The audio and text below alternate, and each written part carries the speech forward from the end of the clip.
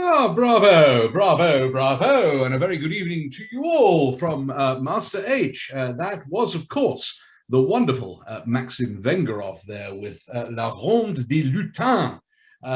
Just a pity that that particular entry wasn't representing the United Kingdom on Saturday night at the Eurovision Song Contest, but more on that later. As always, welcome to the show. This is Master H Meets. And as always, folks, to enjoy it to its full effect, can I urge you via Zoom to have on speaker view that will take away any distractions from the Amodio household or even the Tom Gilchrist household, whose cameras I can see are on.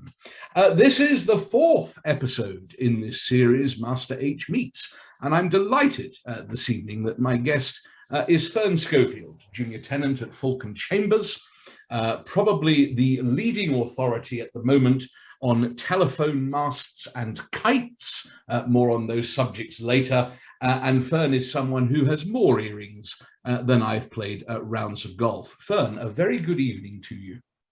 Thank you very much for that kind introduction. I'm not sure I've got quite that many, but I'm certainly working on it. Well, we have to start with Eurovision. I mean, was it a just result, or was it absolute hell in the Fern, Ford and Ferret, as I call it, household on Saturday night? Well, I voted for Lithuania. I'm not going to say that even if I had had the ability to vote for our entry, that I would have done. I can't say it was much to my taste, but at least we can say we got the most of something, even if it's the most nul point.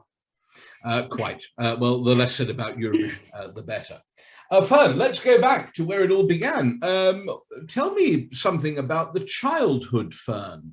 Let's go back to, say, when you were 13, 14 years old. What dreams and aspirations did you have as a child back then? Well, I don't think that they would have extended to becoming a landlord and tenant barrister. I grew up outside London, fairly near to Basingstoke, and I was always very keen to move to a larger city. So I suppose in that respect, I am doing very much what I wanted to be doing, even when I was 13 or 14. I enjoyed reading. I thought maybe I might want to do a degree in English. I also liked doing languages at school, which is something I went on to pursue later. And I was keen possibly to move abroad.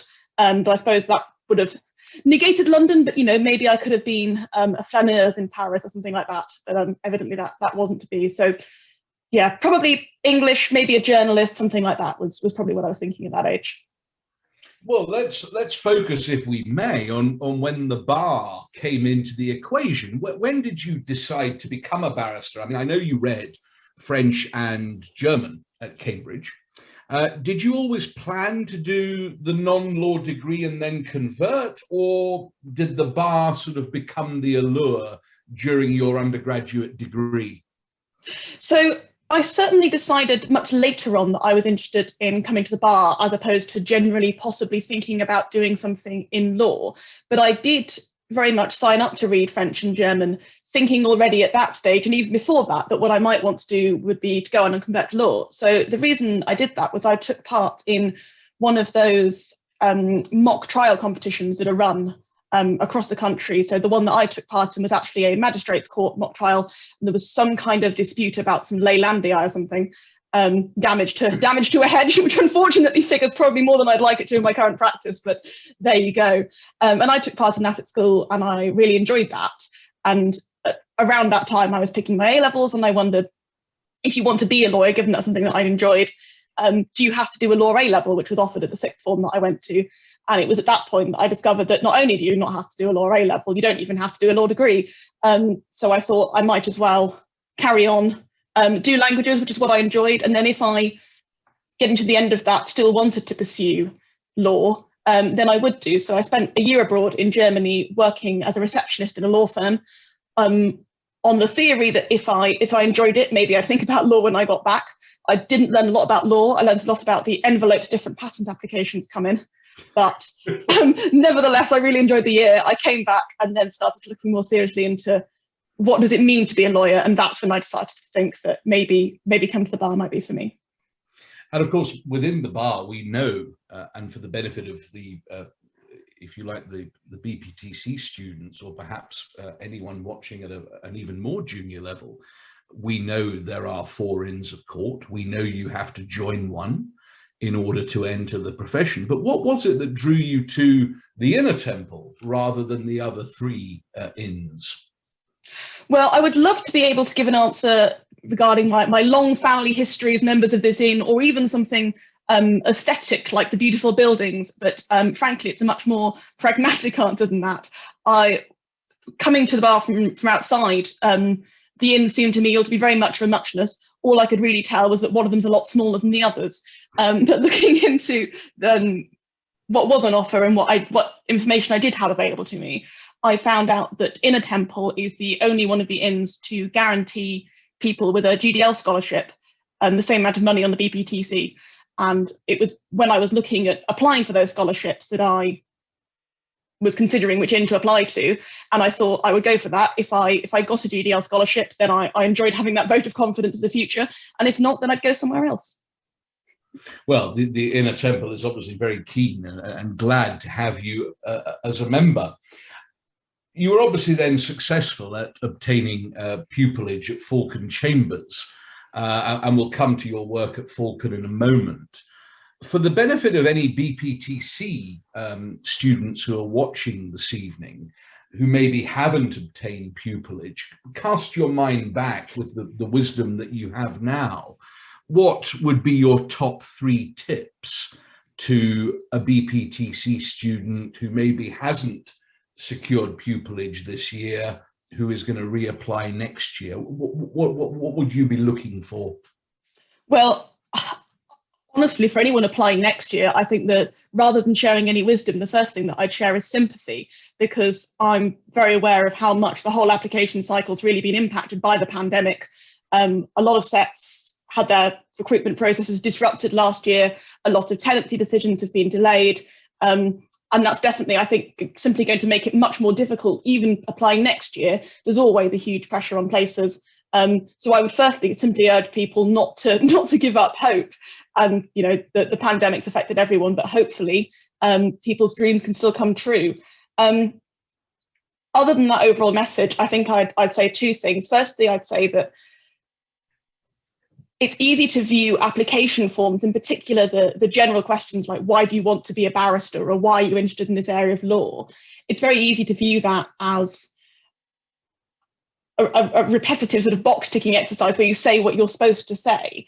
And certainly I must have filled out a few of my own forms saying what I thought I was supposed to say, but actually if you've got as far as possibly being on the BPTC, you clearly do want to be a barrister. You must have had some kind of reason for it. And I'm minded to think that you're better off putting the real reason and trying to tell the actual story while you're there, as opposed to saying what you think someone might want to hear, because ultimately that's what you'll best be able to sell. And then I suppose finally, I would urge people not only while trying to fill out the form as best as possible and to get through to those all-important interviews, also to think about during the year, between now and the next application cycle. There's almost 12 months to go. So any opportunities that you do have to do mooting, do debating, do any kind of other advocacy type experience, it all goes to give you fodder for the form.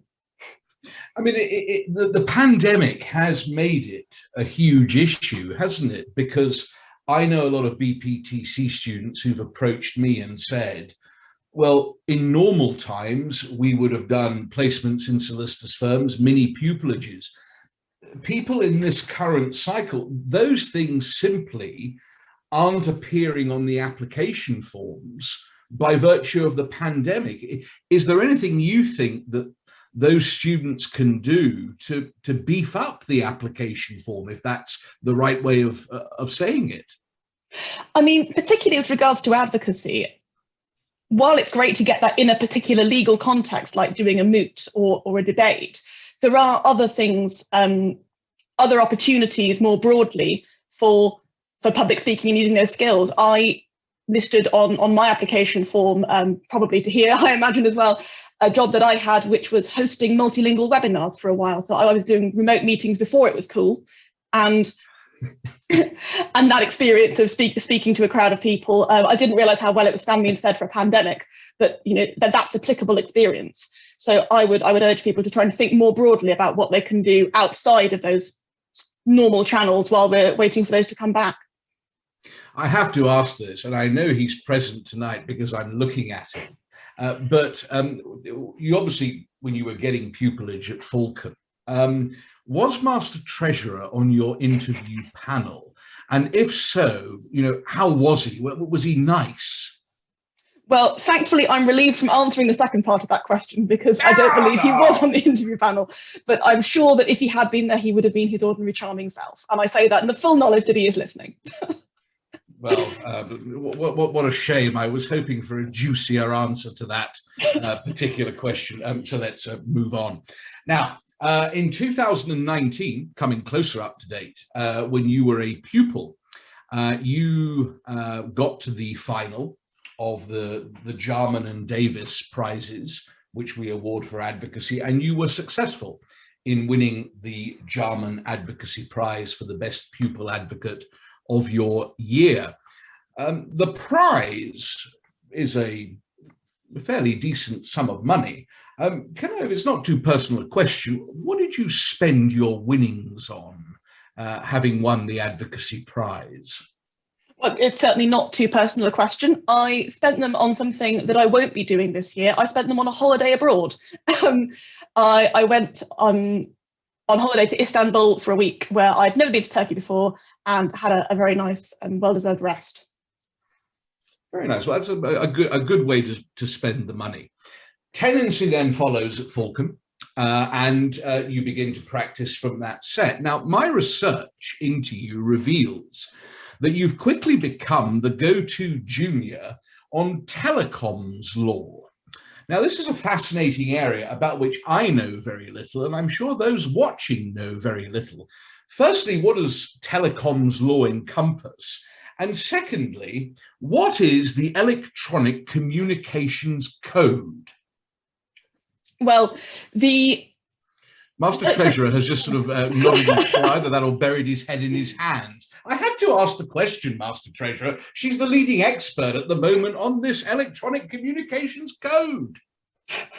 I'm not sure I would describe myself as the leading expert on anything, but I think I do have the vintage of having the one thing that's been around for as long as I've been in practice is essentially the Electronic Communications Code, in that I was lucky enough to start my pupillage just as the first cases were starting to come through the tribunals. So there was a fairly dramatic shift in telecoms legislation in this country.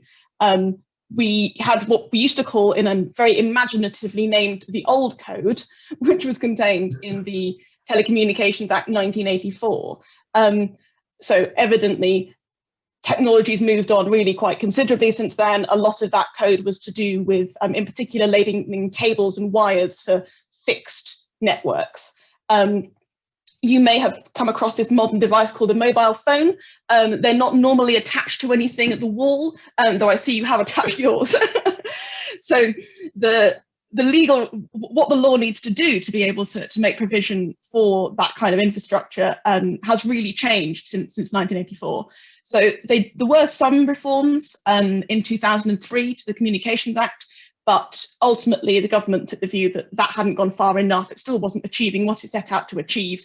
And so we needed to have something new, and that's why we have the new code, which came in 2017. So it's a piece of legislation that makes provision for mobile phone operators to go onto people's land, to install equipment, to get access to it, to do what they need to do, even though the owner of the field or the rooftop in question may not be quite as pleased as Punch to have someone up there operating that kit. So because it's a new piece of legislation, it's and in particular because it's been so pushed by the government that it should be making things cheaper for operators, a lot quicker for operators. Operators are very keen to take advantage of that and to make the best use that they can of this legislation. That's not always been as popular with those providing the sites, and so it's been a very fertile source of judgments in the last couple of years. Well, two things arise from that. Firstly, I now know the reason why Woking Golf Club received millions of pounds from a mobile phone operator to allow them to put up a mast behind the clubhouse that ruined the view from the 18th tee. But perhaps more importantly, I'm thinking back to an episode of Judge John Dee. Do you remember that dreadful program with Martin Shaw on BBC One? And there was an episode of that where someone claimed that they had received some personal injury from exposure to a mobile telephone mast. Have you dabbled in that area of telephone masts, or is that reserved for the personal injury lawyers? It's certainly probably more reserved for a personal injury lawyer, but I'm sure that if you can get me their details, then we can manage to find some kind of claim. I know some good lawyers. Well, that's very good. And are there any plans to make these things more attractive? I mean, I know that you obviously think telephone masts are wonderful because it provides you with an income, but a lot of us would say they're total blots on the landscape. Can't we make them any smaller? Can't we just have a little dish? I mean, I have seen some architecture, in particular in America, where the idea is to make your mast blend slightly more into the environment. The particular one that I saw was in Arizona, and they were trying to put them in cacti. That may be a little more out of place in Islington, but certainly I'm sure you could speak to the planners and see if they'll be willing to endorse it. Yes, well, you could have, I suppose, the first ever cactus in Islington. Leaving aside telecoms law, because I don't want to dwell on that, there may be a number, again, of BPTC students, young practitioners watching, who are thinking of getting into property law. What's the breadth of work that's available at the junior end in terms of property and chancery work at the moment? It's really very varied. So I do much more the property end of things rather than traditional chancery, though it does sort of stray over that boundary sometimes. One of what I think is one of the great things about property law is that there's not always, or indeed very rarely, is there much of a correlation between the amount of money that a claim is worth and how legally complicated it is. Yeah. So I do both landlord and tenant and real property. So for landlord and tenant matters, I do both commercial and residential work, sometimes for landlords, sometimes for tenants. So that involves small possession proceedings, some of which can then lead on to larger claims. So for example, tomorrow I'm going to Dartford to try and have a woman not be evicted because of a mortgage that she alleges has been taken out, possibly in slightly more suspect circumstances than it ought to. On a more real property side of things, anything that's got land in it. So I would do, for example, claims about rights of way, easements.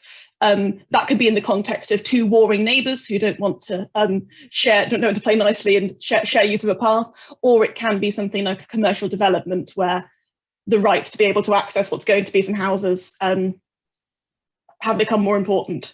So yeah, it's a very varied and very much a mix between the commercial and the residential. Just picking up on, you mentioned what you're doing tomorrow in Dartford. How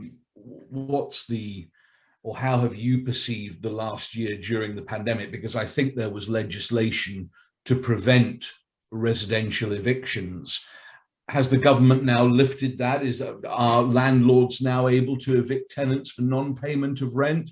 Or is there still a degree of flexibility amongst the judges as to how they approach that type of case? So you're right, there's been legislation. It seems pretty much like there's been a new piece of legislation just about every week. So it's been really quite a job keeping on track of the various different changes to the stay, to enforcement, and different facets of it. So the position at the moment, and it's only going to be the position for about another week, is that landlords are able to get possession orders in residential possession proceedings. You can go to court, you can get your order, but unless the tenant falls within specified exemptions, which is things like classic trespassers or people who owe more than a certain amount of rent, unless you fall within one of those either more serious or more straightforward exemptions, you can't actually enforce it. So it's more a way of moving the cases through the courts and trying to get through the backlog than it is of actually securing possession on the ground. That's expiring at the end of the month. There's still other restrictions in place, in particular with regard to commercial tenancies and forfeiture. But as far as residential proceedings go, we are slowly getting back to normal, but there's definitely a very long backlog. So I think probably, landlords starting to seek possession now shouldn't hold their breath. Yeah. Well, Dartford County Court, but I've known you since you were a pupil.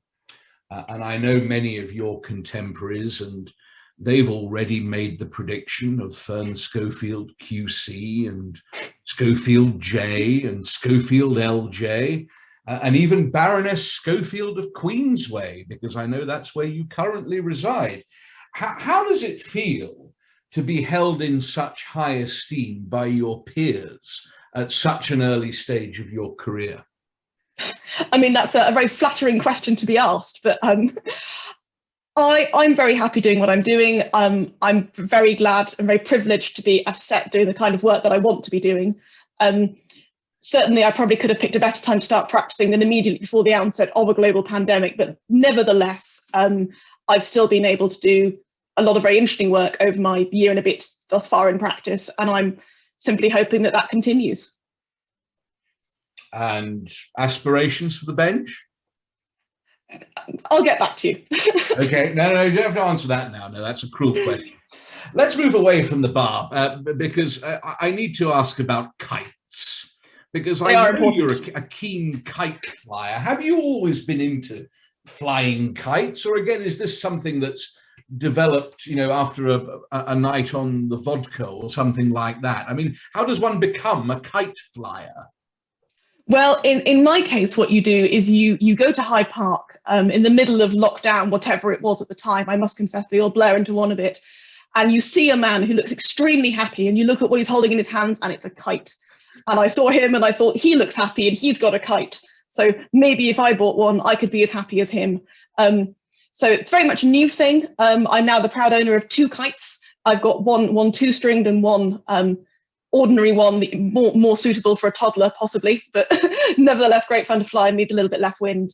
So unfortunately, I think one of the main things I've discovered is a power to summon up absolutely no wind and or an impending downpour just about any time I make plans to try and fly one of the kites. But on the other hand, I am really acquiring an in-depth knowledge of some of London's better hills. Now, you lost me a moment ago, so I have to pick up that. What's the difference then between a 1-string and a 2-string kite? Well, a 2-string kite is more string that you can tangle around the other string, is one of the main features of it. But in terms of reasons you might actually want to purchase one, a 2-string kite you can steer. So you can do loops or figures of 8 or what have you, whereas a single-string kite, you just get it up there and then it stays. But the 2-string ones tend to be much larger, so you tend to need more wind to get them going.